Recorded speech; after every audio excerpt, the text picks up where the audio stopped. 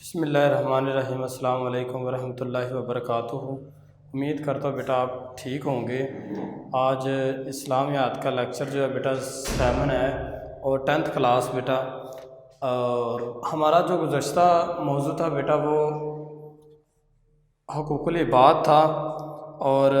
انسانی رشتوں اور تعلقات سے متعلق حضور اکرم صلی اللہ علیہ وسلم کی سیرت اور ارشادات۔ اب یہ ہم نے بیٹا جو اوپر والا پیراگراف تھا،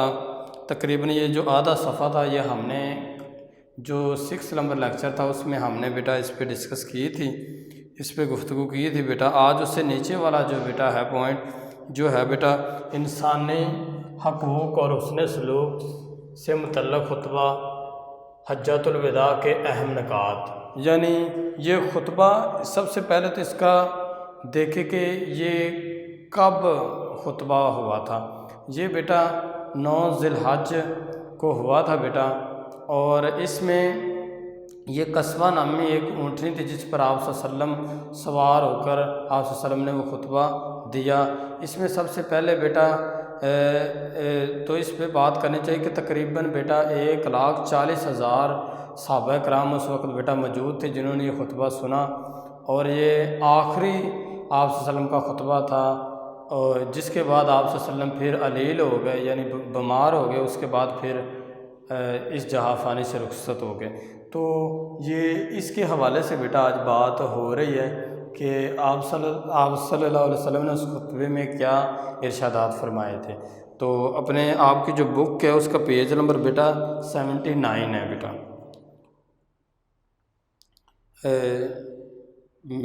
بیٹا ہے لوگوں، اللہ کا ارشاد ہے کہ انسانوں ہم نے تم سب کو ایک مرد اور عورت سے پیدا کیا اور تمہیں جماعتوں اور قبیلوں میں بانٹ دیا، تم الگ الگ پہچانے جا سکو۔ تمہیں زیادہ عزت و کرامت والا اللہ کی نظر میں وہی ہے جو اللہ تعالیٰ سے زیادہ ڈرنے والا ہے۔ چنانچہ اس آیات کی روشنی میں نہ کسی عربی کو کسی اجمی پر فوقیت حاصل ہے، نہ کسی اجمی کو عربی پر، نہ کالے کو گورے سے افضل ہے اور نہ گورا کالے سے۔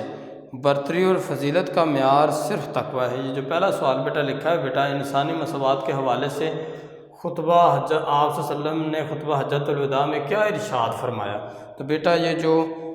3 لائنیں ہیں بیٹا، یہ جو پہلا پیراگراف یہ اسی جواب میں آئے گا بیٹا، یہ مکمل جواب ہے بیٹا اس کا۔ تو اس میں ہمیں یہی انسانی مساوات کے حوالے سے بتایا گیا ہے کہ کوئی نسلی امتیاز نہیں، کوئی کسی کے لیے کوئی فرق نہیں ہے۔ اسلام میں سب سے زیادہ بلند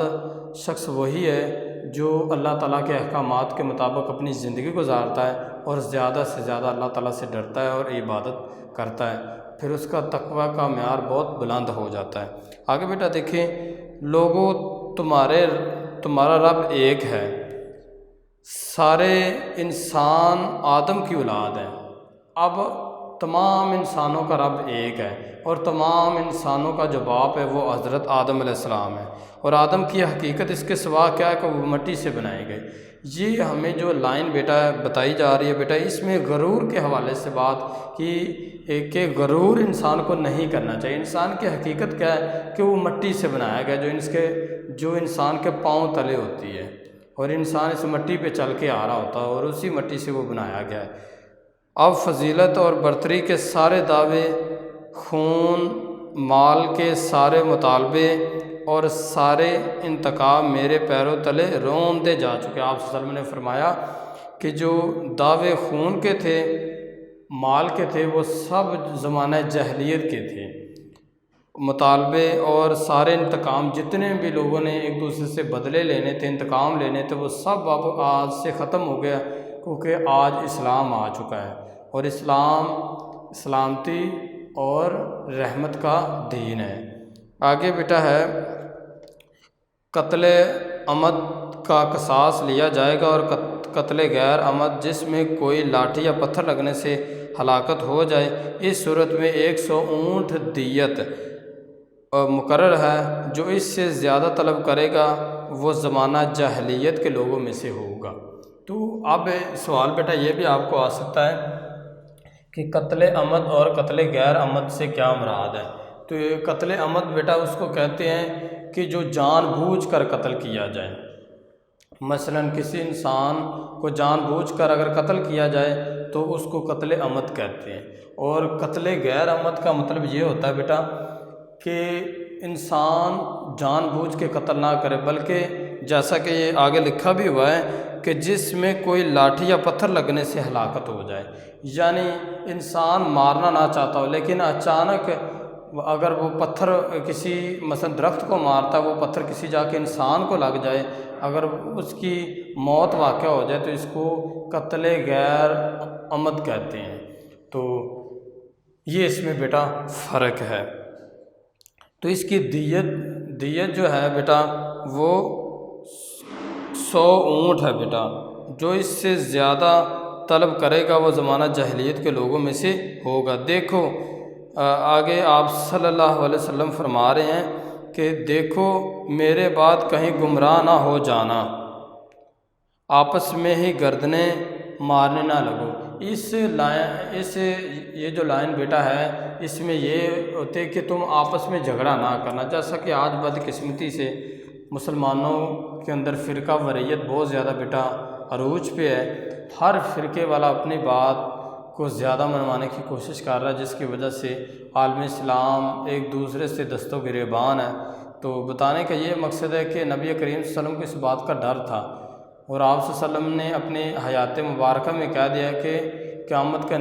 نزدیک 72 فرقے وجود میں آئیں گے۔ تو آج دیکھ لیں کہ ہر فرقہ اپنے آپ کو سچا تصور کرتا ہے، اور دوسرے جو مسلمان اس کے بھائی ہیں ان کو وہ کافر، حتیٰ کہ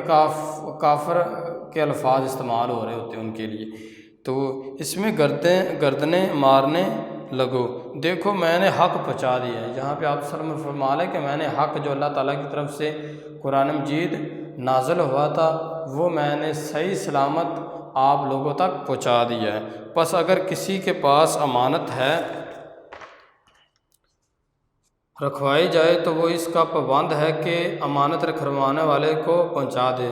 تمام سودی کاروبار آج سے ممنوع قرار پاتے ہیں۔ تو اس میں جو سود ہے، سود کے حوالے سے بھی قرآن مجید میں ارشاد ہے کہ جو سود کا کاروبار کرتا ہے وہ اللہ تعالیٰ سے اعلان جنگ کرتا ہے، وہ اللہ تعالیٰ کے ساتھ اللہ تعالیٰ کو جنگ کی دعوت دیتا ہے۔ تو نعوذ باللہ، اللہ ہمیں معاف کرے بیٹا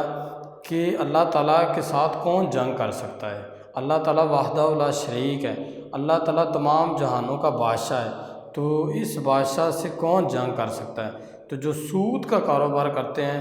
وہ ایسے ہی ہے جیسے اللہ تعالیٰ سے وہ جنگ کر رہے ہیں۔ تو ممنوع کا مطلب ہے حرام قرار دے دیا، یعنی ممنوع کا مطلب ہے حرام۔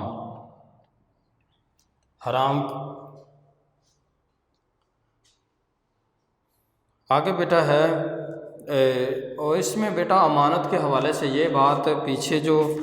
بیٹا ہم نے پڑھا کہ اگر کسی کے پاس امانت ہے تو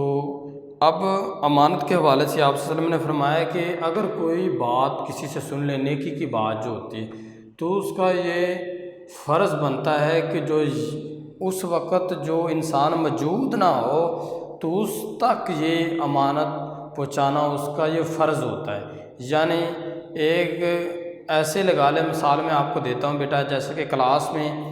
ایک اسٹوڈنٹ ہے بیٹا، وہ ایک دن نہیں آیا تو دوسرے اس کے کلاس فیلو آئے ہوئے، انہوں نے لیکچر لے لیا، وہ کسی مجبوری کی وجہ سے نہیں آ سکا، تو دوسرے دن جب وہ آئے تو اس کو جو کل والا لیکچر وہ بتا دیا جائے تو یہ اس کی امانت اس کے پاس یعنی پہنچا دی جاتی ہے۔ اگر نہ بتائے تو وہ امانت میں خیانت کریں گے۔ تو لہٰذا اس سے ہمیں یہ پتہ چلتا ہے کہ اگر آپ کو کوئی نیکی کی بات میں